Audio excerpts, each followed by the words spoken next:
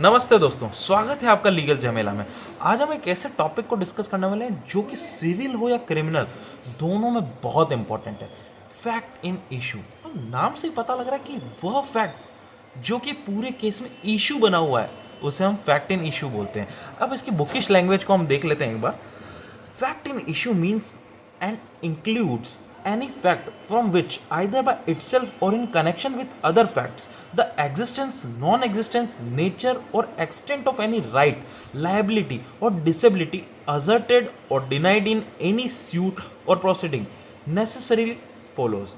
अब इसका सिंपल सी बात है कि वो फैक्ट जो कि किसी राइट, किसी लाइबिलिटी या डिसेबिलिटी को इशू बना हुआ है, वह फैक्ट इन इशू कहलाएगा। इसे हम एज एन एग्जांपल से समझते हैं। E is accused of a murder of B. At his trial the following facts may be in issue. अब ई एक्यूज्ड है बी के मर्डर का। अब इसमें क्या क्या फैक्ट इन इशू बन सकते हैं?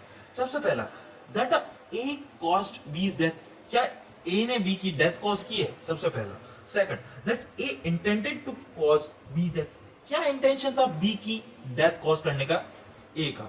Third, that A had received grave and sudden provocation from B. क्या बी ने कोई प्रोवोक या सडन प्रोवोक किया था ए को, फिर उसने उसको हमला किया था? तो ये फैक्ट इन इशू उनका third. Fourth, that a at the time of the doing the act which caused his death was by reason of unsoundness of mind, incapable of knowing its nature. क्या जब B की death cause कर रहा था ए, तब क्या ए unsound mind का था?